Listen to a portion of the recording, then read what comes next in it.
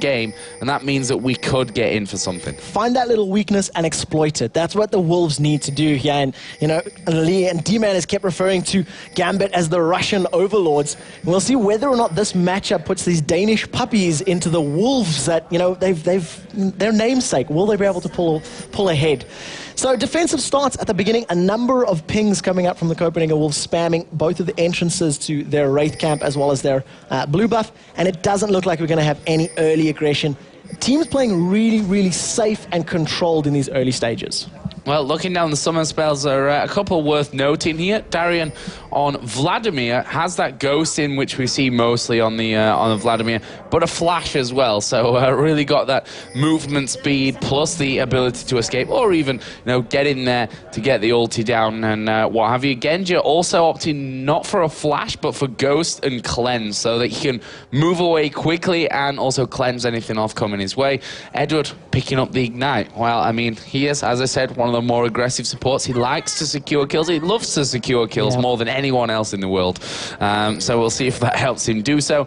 Can we expect anything here at level 1, though? Well, there's a huge amount of wards in the back pockets of the Copenhagen Wolves. You can see down the line, mid, top, and bottom laners have all picked up some vision wards there, just to make sure that any early ganks from Diamond Procs will, be met with nothing. They just want to make sure they know when that teddy bear is running into their lane and don't allow themselves to get caught out.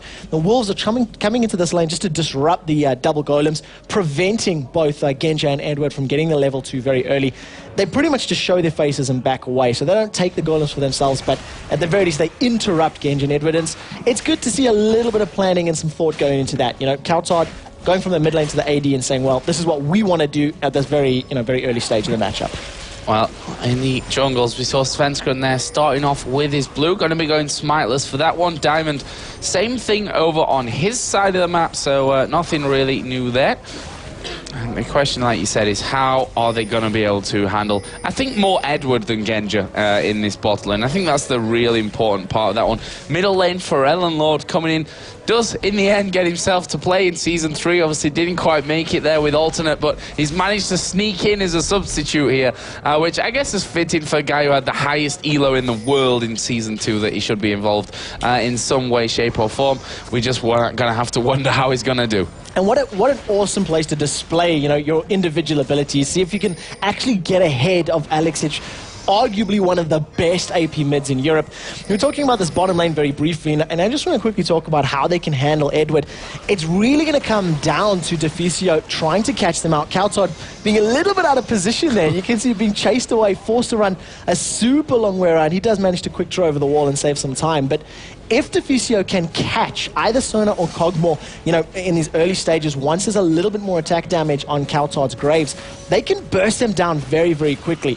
The taunt comes out and Darian just pulls away underneath it. And that's the annoying thing about going up against Vladimir. You can avoid so much by just pulling away and avoiding any CC that you can throw down onto him. You can see in this bottom lane, a pink ward was used by Edward just to clear out the vision that Wolves has stuck down in this top side brush, and that's just going to allow them to really zone this Graves-Zyra combination out completely. They've got the sustain in there as well, of course. Genji are going to be getting those heals out from Edward, and that should keep them really safe and should give him a brilliant laning phase here. One thing that Kautard needs to do is just die as less as possible and farm as much as he can whilst being, no doubt, zoned the entire time. Yeah, it's so true. Kautard now, he's going to be under a lot of pressure on this bottom turret. Farming underneath the turret, he's only got that long sword in his back pocket. He's Svenskeren trying to set up a gank on Alexic, but the Moonfall doesn't land. Here we go then, Svenskeren coming in. Can they get this first blood? Alexic forced to flash away. Obviously, only level 4, doesn't have that Rift Warp to keep him safe. Now Frelnlord is actually still fairly low, down to half HP in that middle, and we've got Diamond waiting in the wings here to maybe try and get in for a bit of a sniff of the action, but as you see, Wolves just back away. Diamond gonna hit his recall, and he'll be headed home. Frelnlord actually tries it there in the middle of the lane, which Diamond's gonna say, no, not just yet. I'm going to stop that from happening. But no first blood up until now, which an encouraging sign, I guess we could say, for Copenhagen Wolves. Yeah, they haven't given up anything, but this bottom lane is really being pressured hard. They have no more potions available. They have no way to get the health back that they've lost. And Genja and Edward, other than being 50% of their mana pool down, they have lost practically no HP. Genja takes a little bit of poke there from the minions, but the range on that Bioarcane Barrage and the amount of poke that Edward is putting down, there's just no reply from them, no response. They need to be a little more aggressive. They need to get some damage down, and hopefully, with maybe some help from Svenskeren here, pick up a kill, because, a 16 CS deficit at 5 minutes does not bode well for Kautards. And every time he tries to come from, anywhere near the front of the tower, they're just going straight in onto him. Don't mind to take one turret here, there, one turret here, one turret here, there. Yeah. Turret. That's the real problems. We can see Edward again going straight underneath the turret. And we're actually seeing Kautard go back as Svenskeren comes over to cover. But Kautard will be thinking, oh god, finally I've got a Vamp Scepter. I can actually heal myself up a little bit under the tower now. And he's going to be, going to be forced to continually last hit to keep his HP up, which means his lane is going to start pushing. You can see already he's going to start overstepping his safety zone right now, as Kog'Maw's picked up a Vamp Scepter and the cloth armor as well, which is very, very key. The amount of burst which Graves can put down is very, very high. So by picking up that cloth armor, it negates the only weakness that his lane currently has. If Kautard's buckshots and collateral damage doesn't drop him low enough to get a kill, they can continue the pressure, continue using their range, their poke, and their sustain to their advantage, and just keep complete control of that bottom lane.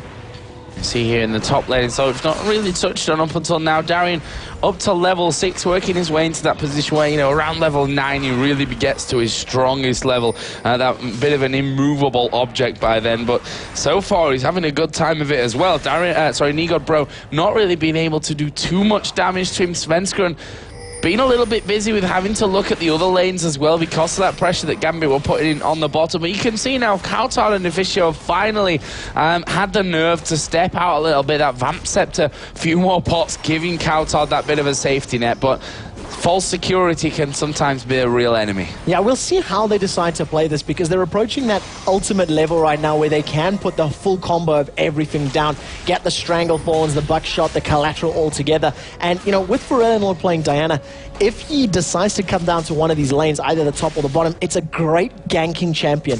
Can dash to a target, can pull them in, slow them with that Moonfall. I think it's about 30 or 40% at the first rank, and it's a very, very powerful combo. Land the slow, get the Zyra, CC down, and you can blow them up. And Svenskeren sets up for the gank. They're going in, they've managed to get the roots on towards Edward. He will flash away. Svenskeren continues to put that pressure down. Are they going to go under the turret for this one? No, they don't want to risk anything like that, and they managed to stay alive 3-on-2. They went too early. Neither of them had the ultimates. There was no slam into the ground that Assault and Battery. They didn't have Stranglethorns. They didn't have the Collateral. And if any one of those was available, they probably could have picked up first blood. So just a little too quick on the draw, and it cost them potentially the first kill of the game. And now Diamond on this bottom side of the map as well. He's just taken that red buff away. You can see there Edward has pretty much healed him, and Genja, along obviously with that Vamp Scepter for Genja, right back up towards that full HP area. So that's just bad news overall for them. They're going to need that help of Svenskeren to get in, which means that he's not going to be able to focus on the other lanes. I mean, Alexic is going to be hard to pin down for him anyway with that Kassadin, but the mobility that Diana has, that Vi even has there, may mean that they have to focus somewhere else to get things going. Yeah, and it's just this little standoff, this little waiting to see where the pressure gives the most. And the longer it takes, the more damage that the Wolves are actually taking. 20 CS behind in the top lane, 20 CS behind in the bottom lane. And this is against teams that are, champions that are relatively weak early. Kog'Maw is not very well known for having a stellar, laning phase, as we see Pharrell being caught up in the middle lane. Yeah, we'll see if they can hold him down here. Will fling him actually back towards his own turret, as Shen is coming in here as well. They're going to go in towards Diamond Prox. There is a first blood. Alex got involved in the fight there. He should have probably just left it, and that is 2 kills for Copenhagen Wolves. So nicely done. They dove in there. They waited for the Stand United. The shield was enough to keep Pharrell alive, and as soon as Shen landed, got the taunt in there, picked up 2 kills, and that is exactly what the Copenhagen Wolves need. Get that gold lead, get the champions starting to win the lane, but they're going to need to continue doing that. I wonder if Svenskeren can set anything up in this bottom lane, because Genja is very far overextended. Yep, Edward is actually running away, but as you can see, Genja is the one that's in a little bit of danger from this one. Can they hold in? The roots are going to land. There go the Stranglethorns. Kautar chimes in with the collateral damage to pick up the kill. And, well, they faced so much pressure early on. They were behind on all fronts, but look at it now. They finally gained that gold lead back after taking 3 kills in. There's 1 to Diana, 1 to Graves, and 1 to Shen. It's a great distribution, and Wolves are going to be feeling the confidence. The Neon Strike Vise, Svenskeren is really strutting his swagger right now. The first gank, not as strong as Ferenlord, dives onto Alexish. They trade a lot of damage back and forth, and Ferenlord's actually winning this trade. But really good ganks from Svenskeren there, pushing mid lane, immediately going bottom lane, and the overconfidence from Genja costing him his life. And that's one thing that Alex has really got to watch out for here now. That blasting wand in for Ferenlord. He's not got any extra damage himself. Got the Tear, got the Catalyst. Obviously working himself up towards that Rod of Ages. But Ferenlord has shown already that he's not scared to dive straight in on top of Alex Ich and get involved with that one. Meanwhile, Svenskeren is headed down towards the Dragon. He's pinged it himself. Going to get inside the pit. And Wolves, they're not going to start it off. Actually, he's just going to get himself over the wall. They should realize what's going on now. They've got a ward on that top side, so they wouldn't know really if he was inside the Dragon pit doing Dragon. They came around to cover it, saw that Vi was actually in that tri-bush, and know now that they are safe from a gank at bottom. Really smart play from Svenskeren again. We've seen this from a number of junglers. Actually, Diamond Proxen, I think it was the very first matchup of the EU LCS. He flashed over the wall at 4 minutes to do a Dragon with his Udyr.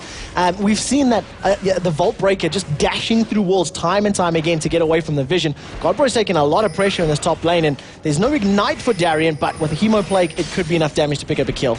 Yep, and look at the CS there as well, 101 to 70. That's a big lead, and as I was talking about Dragon, Wolves are actually doing it now with Ferenlord and Svenskeren there. Diamond is going to come from the side.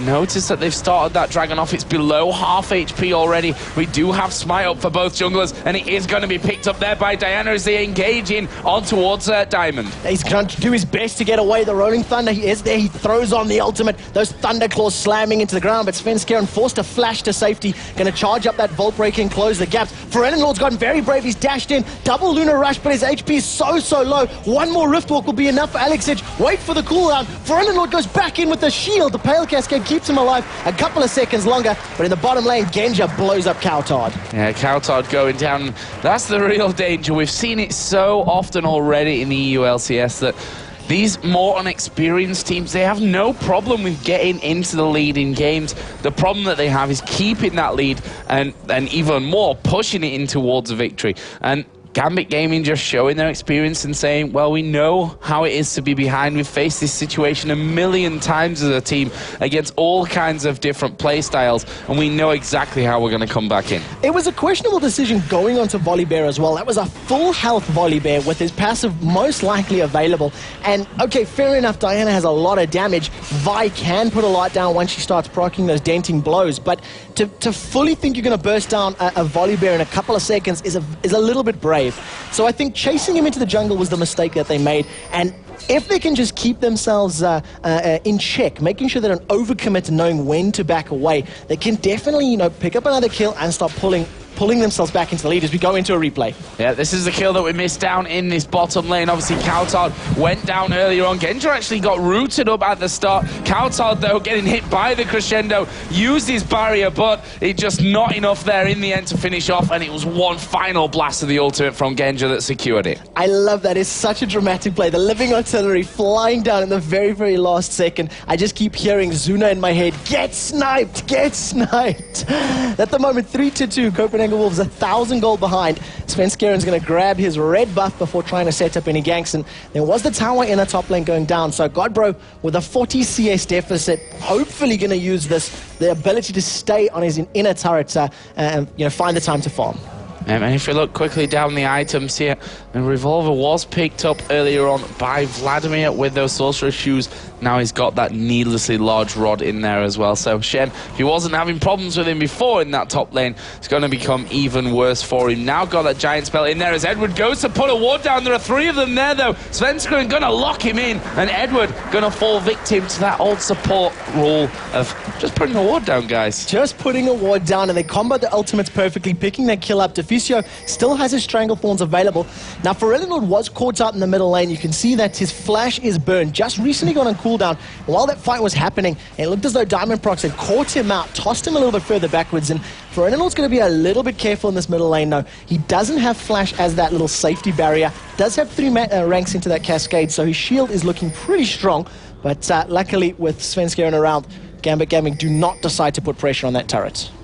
They know that Diamond actually was coming into this bottom lane as well, and Coutard and Deficio both backing away.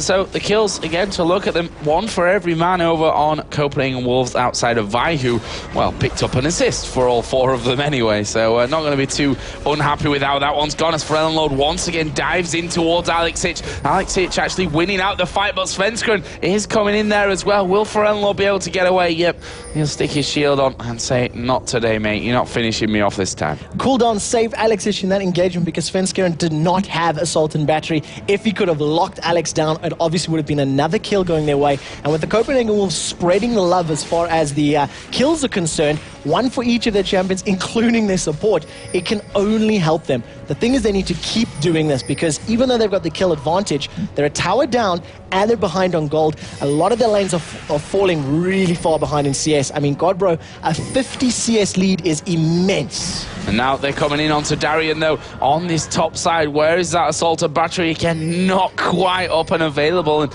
he just used his pool there underneath the tower as well, so they might have just been able to lock him down for that one. Either way, we've got the Dragon coming up here in 1.5 minutes' time.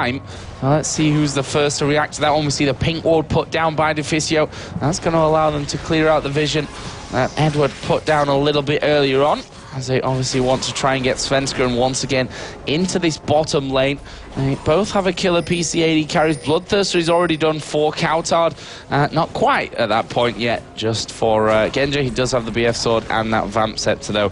And I'd imagine sitting on a decent amount of gold to go home with. Svenskeren is actually coming in now from this backside. Let's see if he can get in for the gank. The ultimate is available, and Flash will be in just a moment. The Vault Break is being charged. There comes the Flash onto Edward. They've locked him down. The Grasping Reach goes knocking everybody up in the air, and they just blow up Edward once again. A great gank, a lot of abilities, and you see Forellinord going on to Alex. Alex having to riff walk away from this one, but can he escape? Gets a slowdown. Crescent Slash will land here. Well, Forellinord not going too deep into it. They know that Dragon is going to be coming up here soon. Vi actually down in the bottom lane is going to be hammering away at Cogmore. Let's quickly jump down there. Alexic will riff walk to safety. But they are actually now on that turret. They've decided to leave Genja alone, and that turret is gonna go down. That's the first one of the game for Copenhagen Wolves. Forellinord's in trouble though, because the bear comes rolling in, flippity floppity around, throws Edward backwards. Stand United comes down though. We'll see if Shen can turn the tide of this battle. Diamond Prox has been taunted up. The Hemoplague was on Shen though, so he's going to be taking bonus damage from anybody that's going down. The Volibear passive is ticking over, and his HP is simply going through the roof. Yeah, that's the one thing I'm sure that Diamond really loves about this Volibear, that once you get that health back, it comes thick and fast and keeps you safe. But again, you know, Darien in the top lane, he's just pushing this whole time. Look at that CS lead, 172 to 115. Warmogs is now complete on Shen, though. You see the Abyssal Scepter done for Diana, along with those Home Guard Sorcerer's shoes as well. Still, Genja's not gone home to complete that Bloodthirster, so I'm assuming he's sat on 1,500 gold at this point in the game. We do have the Locket of the Iron Solari on Volibear as well, who's a good 30 CS in the lead from that jungle time, but you know, Svenskeren has been the one that's really made the impact in terms of the ganks. Yeah, you know, Svenskeren's ganks have been very powerful. Going to dive forward, doesn't land the Vault Breaker into Edward though, so forced to back away, and can just see Assault and Battery coming available off cooldown. Edward has been picked on a little bit this match. Svenskeren has really put a lot of pressure and focus into that bottom lane, and it's helping because, of course, that is where arguably their weak link is right now. It's a new composition or new players. They need to gel. They need to get some synergy together as a team, and you can see in terms of the items, the Berserker's Greaves has been completed for Kautsard. His Bloodthirst is up as well. He's working towards a Zeal right now. If they can get that heavy burst damage down onto the squishy characters of Gambit, they can definitely pull themselves into the lead. That's what they need to do, get straight in there to that back, get rid of that Cogmore at this point, get rid of Alex Ich even as fast as they possibly can. That Dragon, of course, is available for the taking right now. They have a 300 gold lead only for Copenhagen Wolves, despite that 3-kill lead that they do have. The Crescent Strike comes out again. Oh, he's still have Dragon. He's still sat there alive. Neither team, up till now, made the move for him. Blue buff is on for Ellenlord as well. That's going to help him really keep up there with that cooldown reduction as Diamond gets rooted up under the tower, but he's the bear. Yeah, exactly. He's going to be able to tank it. He's got that locket available, so if he needs that damage shield, he's going to throw that onto himself, and of course his passive is going to help out as well. We've only seen one Dragon right now at 21 minutes, which is a little strange because Gambit were doing so well with a very early Dragon control in previous matches here at the LCS, and it's been sitting there for a while now, been up for the last 2 or 3 minutes, and it does look like Gambit are finally trying to put some attention down there. They start roaming down, and as soon as the Wolves show themselves in the mid lane, they decide, nope, the tower is a little bit more important. So we've got this little standoff, and one team is going to decide to try and push for this Drake, and we'll see whether or not the Wolves can hold off the Russian overlords in this battle. Yeah, it's got to be Wolves. Kautsard pushed that bottom lane out, got himself a good amount of farm. Cogmore did go down there, but he's going to be coming back into this one. Vision granted there over on towards Forellenlord, and we can see that Diamond running in. He's dived in there. You can see Svenskeren is forced out of the fight before he can really do anything. Assault and Battery is up on the blue buff. Alex Ich is going to be the first victim, and Svenskeren is still alive. He's gotten away. Now Forellenlord's picked one up as a Diamond procs. Can he continue the chase, though? Genja was untouched the entire duration of that battle, and Alex with a questionable play coming from behind. Yeah, coming from behind, which he sometimes can afford to do. I mean, they got Svenskeren super low. I'm surprised that he even survived. As Forellenlord actually flashing over there on towards Darian, picks up the kill. He is double buffed in there as well. And that will be Copenhagen Wolves going 8-2 in the lead. But yeah, I mean, Volibear, we talked about him saying he could take it, he's the bear. But that time, I tell you what, that burst power was just too much for him to handle. And the problem coming in there for Gambit Gaming is they focused Svenskeren's Vi. They focused the jungler. They didn't really put too much damage into Kautsard or Forellenlord until Svenskeren was out of the fight. With Alex coming over from the back line, Svenskeren flashed to safety and then used his ultimate to get even further away from the damage dealers of Gambit. And because he was simply locked down for so long, Alex couldn't close out the kill. He couldn't slow everybody with the Force Pulse and allow his team to collapse on them. So Copenhagen, they pull themselves a notable lead right now. And the question is, can they hold on to it? Yeah, that is a big question as well. We've seen teams having leads like this before and not being able to turn them into a win. I mean, don't forget Copenhagen Wolves against SK yesterday had them pushed onto their inhibitor turret. They were putting pressure on SK throughout a good majority of that game. They were disappointed in the loss. I'm sure they'll have had a talk about it overnight, but we know they've not got their normal AD carry in here. We talked about how Kautsard said earlier that he can only really play Graves and Caitlyn in that bottom lane. Caitlyn was banned, so he only had Graves to work with. But I tell you what, he's not doing half bad with him. He's 3-1-2 right now. He's playing really well on Graves. He fell behind early on, and you know, just that synergy and the combo of Edward and Genja, being able to put pressure on them, really not allowing him to farm safely. He fell about 30 CS behind, but he stayed only 30 CS behind. It's a noticeable difference, but he hasn't fallen further and further and further. With 3 kills, 2 assists, a couple of dragons under his belt, he's doing very, very well in terms of itemization. Actually has a gold lead over Genja, and the Wolves are in a great position right now. Is it too early to be saying, you know, could this be their first win? Yes. It's too early for that, I'm sorry, but it just is. I have a horrible feeling anyway. But if we look at the gold down that top lane, the almost 200 CS to the almost 140 CS that Vladimir has over Shen, The total is not that big. It's only about 20 gold, actually, that's celebrating them, that's separating them right now. Svenskeren going to get caught out here, but Forellenlord is around there with him. Can they lock either of these down? Diamond going to flip him back over. Here comes Shen, though. This is going to be turned into a 3-on-2. Diamond forced to flash. Kautard is up there on the side. Can they manage to get onto anyone here for this one? Svenskeren realizing that Edward comes across as a crescendo comes in, but they're going to dive down. Edward went very low, but Diamond is the first man to die. Now Darian's in all kinds of trouble. He's going to pull up, but how long will he keep him alive? Not very long. Kautard comes up with a double. And what a great ultimate from Deficio. He throws out those strangle thorns, completely mitigating movement from anybody. Darian forced to sidestep, stick around a little bit closer. Copenhagen Wolves, they keep the pressure up. They dive onto the Baron. In that fight, though, they did split up. They started picking fights. There was a little bit of mixture in terms of calls, who's going to go where. And if they do that again, they might be in trouble. But can they get this Baron buff before Gambit Gaming can respond? Well, Alex is hanging around the side there. They will manage to get it. The root's not quite landing. As Genja is going to be in a little bit of trouble. Actually, will pop his ghost to get away from this one. They've got vision onto Nigod Bro and Deficio there, but it was Svenskeren who was low on Wolves. They're going to say, you know what, guys, we've done enough work for now. We should really get home and heal from this one and spend the money that we've just picked up after that one. I'm guessing that they're going to have a decent amount on them to go home and spend. We see their Wits End bought by Shen, Locket of the Iron Solari, the second one on the team now for Copenhagen Wolves, is just picked up by Zyra. 1,400 on Graves, 1,350 to spend for Diana as well. So they're going to be coming back even stronger. But again, that question that you posed earlier on, can they still close out the game? That is the hardest part, and something that we've not seen really from one of these underdog teams that have managed to get a good lead. But I said it earlier, Gambit are the ones that have had that upset loss to Giants already. This could very well be number 2. And you've also got to look at the Gambit composition here right now. You know, you've got the Volley Bear, melee champion, needs to get really up close and personal to do anything. To toss somebody back, to deal damage, he's got to be in your face. Zyra can completely shut him down. One grasping, even if he doesn't land the grasping root, just get that little slow vine, that slow root, to start applying some auto attacks and completely slow his movement speed so you can kite him. On top of that, you've got this diving combo of Diana, who's 314, Svenskeren 008. I mean, I think that was a bad guy in one of the Bond films, if I remember correctly, or not, maybe not. And, you know, Shen 105. Every time they have these fights, Goldbro just uses that Stand United, comes down on a team member, and they lock down the squishy, you know, champions of Genja and Alex.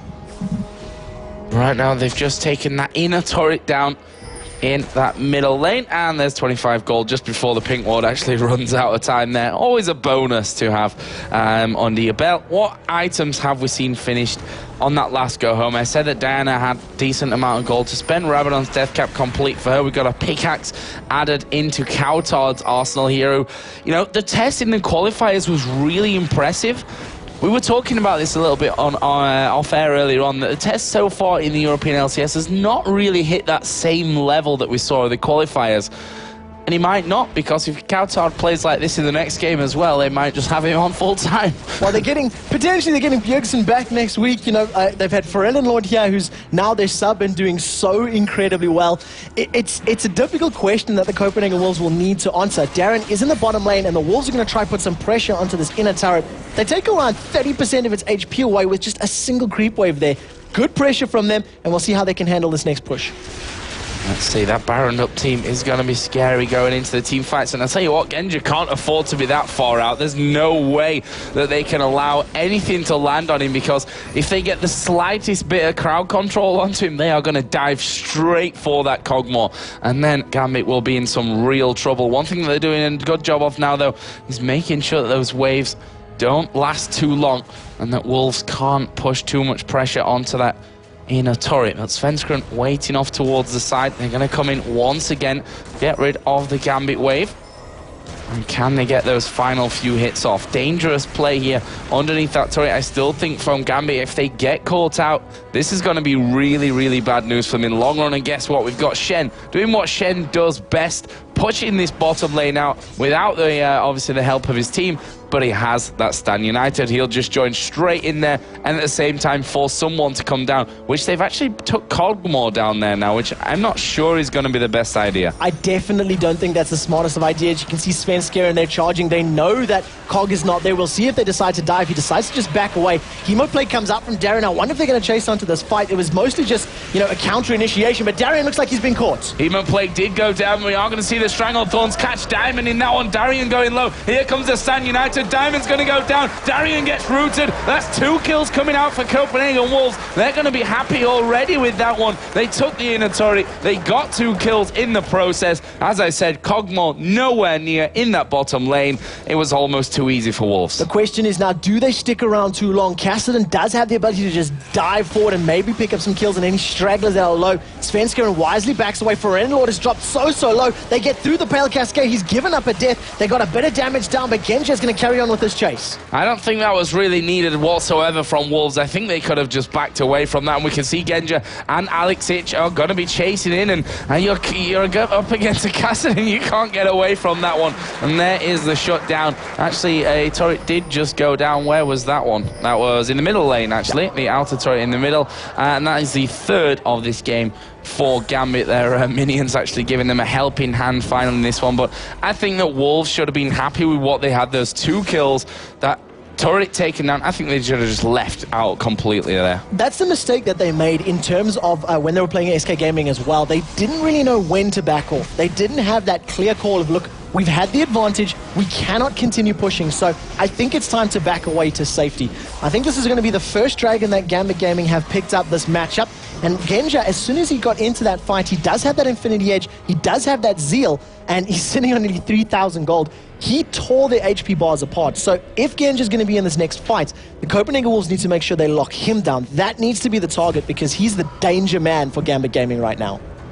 Just seen Zeref's Embrace picked up. Oh, the Archangel staff technically, but and again, that's an extra little bit in there for Cassidy coming forward. Baron is up in exactly a minute's time from now, and Gambit have done a great thing here, and that is push this bottom lane out, the furthest lane away from that Baron, which is going to mean someone's going to have to do it. Luckily for Wolves, I say luckily, I mean, they've sent Shen down there. He's the one that can get involved over the other side, even when he's clearing out those other lanes. And, he's been doing it perfectly this entire game. Godbro, Shen, his Stan United have been completely on point. I think every single time he's used it, they've led, they've got some kills and they've got a tower on an objective, which is great. And an interesting pickup here from Pharrell Lord in terms of itemization. He's opted to go for the Stinger, so going to work towards that Nash's Tooth, which is great. It synergizes so well with his entire kit. His auto attacks, he's going to get that AoE splash from his passive, faster, and just be able to deal so much more damage and get more shields off in a fight. So it's a great item, and it just shows you how aggressive he's playing. He realizes that he needs to be able to kill one of these carries, and he's building to do so. You see Svensker in there, just going to be thrown over the top of Diamond's head. Here come the rest of Gambit. We are going to see the Stranglethorns go down. It's going to knock Darian in the air. Can they get the kill off? Crescendo will fall in. Svensker and quite low. But look at Genja, he's still alive. He'd taken damage, but they've not finished him off. He was still at the back as Alex is going to get locked down as well. Flash away from Shen. Coutard is still healthy. He has to quick draw away. He is very, very low as they pop the Shurelias and try to escape from this one. Smokescreen will slow Edward just about enough, but Alexic not finished just yet. Deficio is going to have to take one for the team. Deficio goes down. Gambit Gaming have got Cogmore who can shred Nasher apart if they decide to go for this one. And without Svensker in there, the smite's not available to try and steal it. It doesn't look like Godbro wants to challenge this one, so he's decided to back away. And that engagement was the exact problem that they had. They couldn't kill Genja. They tried to lock him down, but Edward shutting that team fight down, stalling it out with the Crescendo, meant Genja stayed alive, and he simply just attacked everybody all the time with that Bioarcane Barrage and was able to almost single-handedly win that team fight with the amount of damage he was putting down.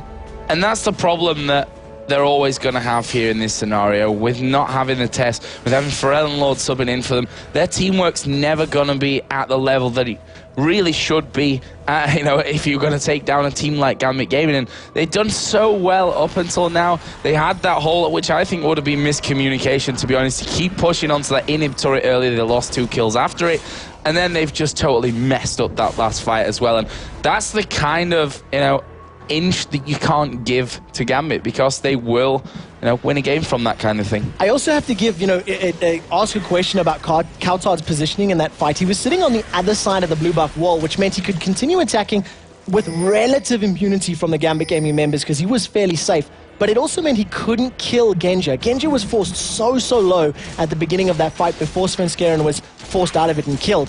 And if Kautar had maybe committed a little bit more, being in a slightly better position, maybe could have closed out that cog more and could have turned the tide of that battle.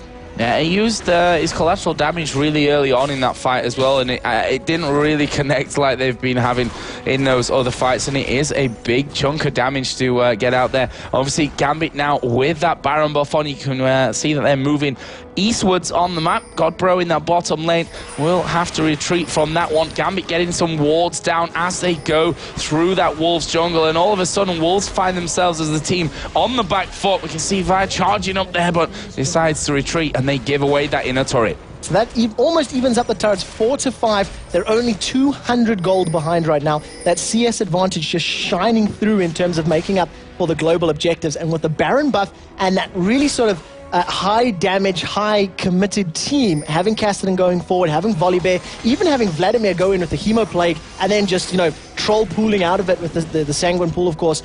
It's a very, very good composition that they have, that they can get in, put some damage down, allow the Baron to regen them, and then just carry on fighting. The gold right now is actually bang on even as well. Come back to that point a minute or two ago. 35 minutes in, Wolves still have the lead in turrets. They've got a good margin on kills there as well, which just shows you how well they've done on the farm side of things. I mean, Shen is still a good 60 CS behind, 50 CS for Volibear compared to Vi. Diana obviously does have the lead. There's a 50 CS lead for Cognaw over Graves as well, as we are going to see Svenskeren move in. He is going to see if he can line up that Assault and Battery, but decides against it. Was hoping to jump onto Darien, but of course, as soon as that Sanguine Pool went down, they decided against it. Diamond Prox has got that Rolling Thunder on, goes down on all fours and tries to catch somebody, but unfortunately, they're a little bit too quick, the Copenhagen Wolves, and they're able to retreat. But how far are they going to have to retreat from this one? Are they going to be forced to give up another inner turret, that all-important inner turret in the middle? Alex just waiting off again to the side. Something that we saw Ocelot doing a lot the other day with that Kassadin as well, is just coming in from that different angle, trying to catch the team completely off, as we are going to see them hammering away there. Lost about a fifth of his HP currently, that turret, but Genja quite happily will tank a hit from it to get 2 or 3 auto attacks of his own off on towards it, and at the end of the day he can regen that all back up, especially with that Baron buff as well. Dragon's going to be up here in 5 seconds. At this point of the game, it could actually separate the teams in gold finally again, but they're more interested in having this turret down. Kautar going to get slow. They don't go in. In fact, they do. It was Alex who Rift walks in, puts out the Void Sphere on towards Kautar, and he has to back off. Yeah, so much damage from that combo. Just lands it, each and every one of his abilities. It forces Kautar away. Kautar was a little bit overextended there. The rest of the team had started to back away, and he decided, he was just staying that little bit too far forward. Alex gets some good damage down, and we're talking about how Alex could go in from the side from different angles and really help turn the tide of a battle. But it did cost him a team fight earlier on by trying to come in that pincer position. So he really needs to be 100% sure of his timing and 100% sure of when to go in with that Kassadin, because he can get locked down by so many different abilities on the Copenhagen Wolves side. And for the first time in a long time, the Gambit Gaming team pull ahead in gold. Yeah, 55.3 to 53.3, a 2,000 gold lead for them right now. Turrets bang even, kills still much in favor of Wolves. We have 4 kills on Diana, 6 for Kautar. He's leading the game in kills right now, obviously playing in that AD carry role, which the test unfortunately today couldn't fill. And doing a fine job of holding in as well. We've seen a Guardian Angel being picked up now on Cogmore, and that's going to give so much more to these fights for Gambit, because they know that the likes of Vi and Diana are going to try and jump onto Genja, and then he's going to be able to come back into it again afterwards. Yeah, exactly. And the problem for the Copenhagen Wolves is they've got a fairly tanky lineup. They've got Shen, they've got Vi, they've even got Diana, who's now got that chain vest and, going to be able to survive a bit of damage. But do they have enough survivability and coordination to not only kill Genja, but then kill him again once he comes back and survive the crescendo, survive the damage from Kassadin, or the damage from the thunderclaws of that big giant Russian bear as he just tanks this top inner turret and takes it down. It's a very big ask of the Wolves, and the longer this game goes, the more damage this AP Vlad is going to be dealing, along with Cass, along with Cog. I see Alexic looking to steal away this blue buff. We are going to see Vi come in. Can they hold on to Alex, though? Can they hold on to a Kassadin? That's the real problem here. And he turns around, unloads onto Svenskron, who's forced immediately down to half HP, and Wolves again completely back away from. They've lost control of their own jungle now, and that's a bad sign. The scary thing there for Svenskeren as well, that was only a couple of abilities. That was, Tides of Blood, Null Sphere, the Transfusion, and he lost nearly half of his hit points. And that's meant to be the tanky initiator. That's meant to be the champion that can survive this damage that's coming down. But when you look at Vlad, Deathcap, Void Staff, the I don't really know what this Phoenix Codex is going to be built into. We'll see what he decides to upgrade it to. And then, of course, Kassadin sitting, Rod of Ages, Seraphim's Embrace, Void Staff. There's so much magic damage coming down from the two of them combined before Hemoplague is even applied. Yeah, and that's the danger for them, and especially now with Baron coming up in 13 seconds.